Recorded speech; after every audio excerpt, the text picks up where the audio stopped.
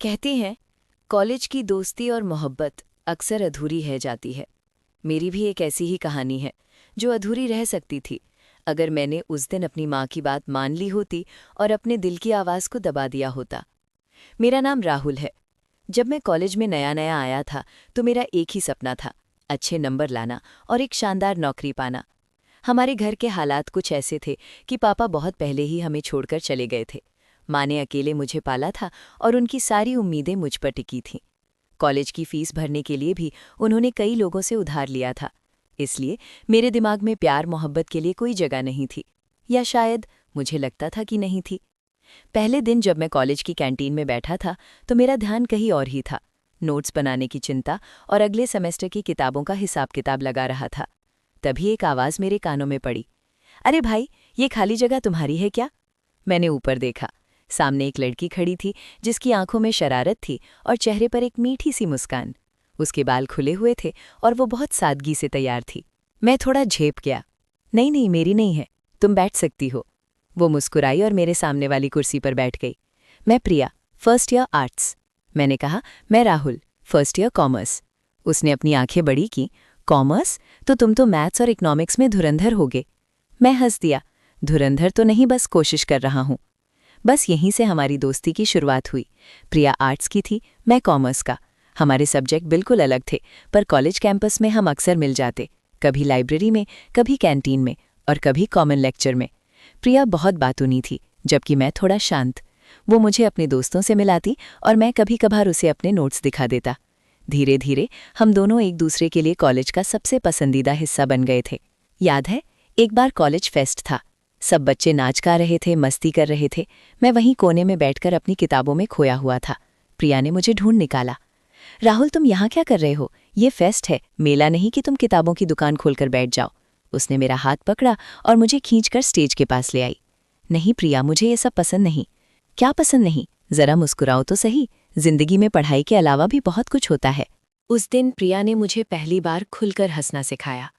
उसने मुझे बताया कि जिंदगी सिर्फ किताबों और नंबरों की दौड़ नहीं है, बल्कि छोटे छोटे पलों में खुशियाँ ढूंढना भी है। उस दिन हमने साथ में आइसक्रीम खाई, बेमतलब की बातें की और खूब हंसे। मुझे उस पल एहसास हुआ कि उसके साथ रहना कितना अच्छा लगता है। वक्त पंख लगाकर उड़ता रहा। पहला साल कब खत्म हुआ पता ही नहीं चला। दूसरे साल की शुरुआत में हमारा रिश्ता दोस्ती से कुछ ज़्यादा गहरा हो चुका था। हम घंटों फ़ोन पर बात करते थे, एक दूसरे के घर के रास्ते जानते थे और एक दूसरे के सारे सीक्रेट्स शेयर करते थे।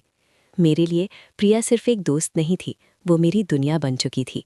उसकी एक झलक देखने के लिए मेरा दिल ज़ोर से धड़कने लगता था। उसकी आवाज़ सुनकर मेरे दिन की सारी थकान दूर हो जाती थी। एक शाम हम कॉलेज के पास एक छोटे से पार्क में बैठे थे। सूरज डूब रहा था और आसमान में नारंगी रंग फैल रहा था। राहुल, प्रिया ने बहुत धीरे से कहा, तुम जानते हो तुम मेरे लिए क्या हो? मैंने उसकी तरफ देखा। मेरी सांसें मानो थम सी गई थी। तुम मेरे सबसे अच्छे दोस्त हो, उसने मुस्कुराते हुए कहा, और शायद कुछ और भी। मैं उसकी बात सुनकर हैरान रह गया। मेरा दिल धड़क रहा था, पर मैं कुछ बोल नहीं पा रहा था। मैंने हिम्मत जुटाई और उसका हाथ अपने हाथ में ले लिया। उसका हाथ नर्म और छोटा था। प्रिया, मैंने कहा, मेरे लिए भी तुम सिर्फ दोस्त नहीं हो। जब से तुम मेरी जिंदगी में आई हो, सब कुछ बदल गया है। मुझे कभी लगा नहीं था कि मैं किसी से इतना प्यार कर सकता हूँ।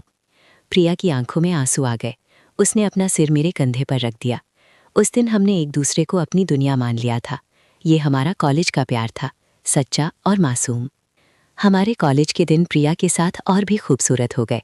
हम साथ में क्लास बंक करते थे, सिर्फ कभी कभार, पढ़ाई पर असर नहीं पड़ने देते थे। साथ में लाइब्रेरी में घंटों पढ़ते थे और अपनी सारी परेशानियां एक दूसरे से शेयर करते थे। जब मैं कभी अपने परिवार की आर्थिक तंगी के बारे में सोचकर उदास हो जाता तो प्रिया मुझे हौसला देती। राहुल, तुम बहुत मेहनत करते हो। मुझे यकीन है तुम अपनी माँ के सारे सपने पूरे करोगे और मैं हमेशा तुम्हारे साथ रहूंगी। उसकी इन बातों से मुझे इतनी हिम्मत मिलती थी कि मैं हर मुश्किल का सामना करने को तैयार हो जाता। धीरे धीरे हमारे कॉलेज के दिन खत्म होने लगे। फाइनल ईयर में हम दोनों पर प्लेसमेंट का प्रेशर था। मैं दिन रात पढ़ाई करता ताकि मुझे अच्छी से अच्छी नौकरी मिल जाए। प्रिया भी अपनी आर्ट सब्जेक्ट्स में बहुत अच्छा कर रही थी। हमने एक दूसरे से वादा किया था कि चाहे कुछ भी हो जाए, हम एक दूसरे का साथ नहीं छोड़ेंगे। फिर वो दिन आया जब हमारा कॉलेज खत्म हुआ। ग्रेजुएशन सेरेमनी में सब खुश थे, पर हम दोनों के दिल में एक अजीब सा डर था। अब तक हम कॉलेज की दुनिया में थे, जहां हमारा प्यार आज़ाद था। अब हमें असली दुनिया का सामना करना था, जहां परिवारों की उम्मीदें थीं, समाज के नियम थे और जिम्मेदारियों का पहाड़ था। राहुल, प्रिया ने उस दिन मुझसे कहा, मुझे डर लग रहा है। क्या हमारा प्यार इन सब मुश्किलों का सामना कर पाएगा? मैंने उसका हाथ कसकर पकड़ा। जरूर कर पाएगा प्रिया, हम एक साथ हैं और यही सबसे बड़ी ताकत है। कॉलेज खत्म होते ही मेरी जिंदगी में सबसे बड़ा संघर्ष शुरू हो गया। अच्छी नौकरी ढूंढने की जिम्मेदारी मेरे कंधों पर थी। मेरी माँ की आंखें हर सुबह मुझे देखती और उनकी आंखों में मुझे उनका त्याग, उनकी उम्मीदें और उनका इंतज़ार साफ दिखाई देता।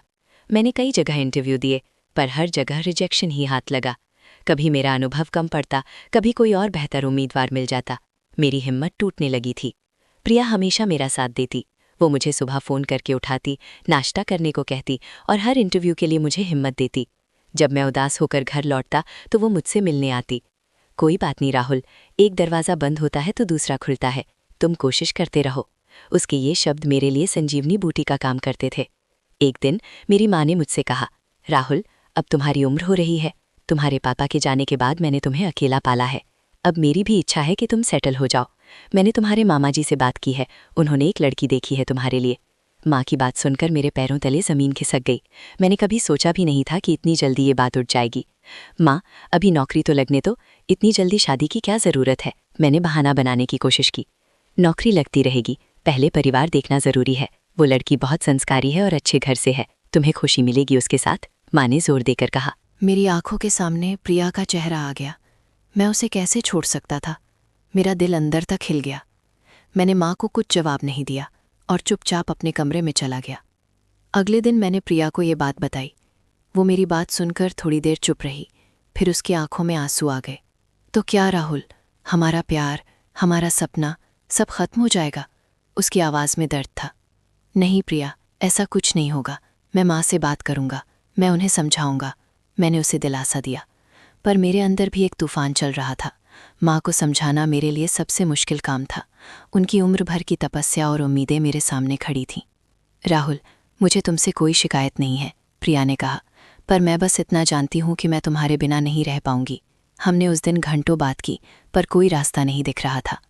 मैंने कई बार माँ को समझाने की कोशिश की। मैंने उन्हें प्रिया के बारे में बताया कि वो कितनी अच्छी लड़की है, कितनी सपोर्टिव है, पर माँ की अपनी सोच थी। बेटा, प्यार मोहब्बत तो सब ठीक है, पर घर चलाने के लिए सिर्फ प्यार काफ़ी नहीं होता। हमें ऐसी लड़की चाहिए जो हमारे घर के हिसाब से चले, जो तुम्हें हर तरह से सपोर्ट कर सके। ये कॉलेज के रिश्ते अक्सर टिकते नहीं हैं। मैं नहीं चाहती कि तुम बाद में पछताओ, माँ ने समझाया।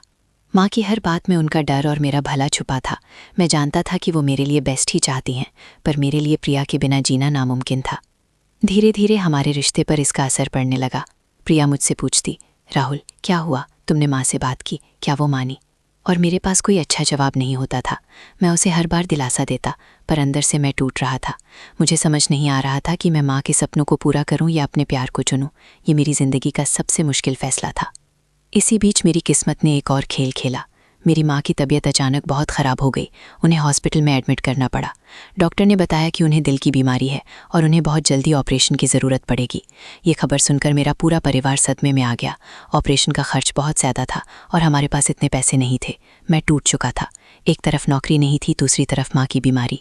मेरे सारे सपने बिखरते हुए दिख रहे थे। मैंने प्रिया को बताया कि माँ हॉस्पिटल में है। वो बिना एक पल सोचे मेरे पास आ गई। उसने मेरी माँ को देखा, उनके हाथ पर हाथ फेरा और फिर मुझसे बोली, राहुल, हिम्मत मत हारो, हम साथ में इस मुश्किल का सामना करेंगे। प्रिया ने अपनी तरफ से जो हो सकता था वो किया। उसने अपने दोस्तों से बात की, कुछ पैसे इकट्ठे किए। उसके पापा भी एक बार मुझसे मिलने आए और उन्होंने कुछ मदद का भरोसा दिया। प्रिया दिन रात हॉस्पिटल में मेरे साथ रहती।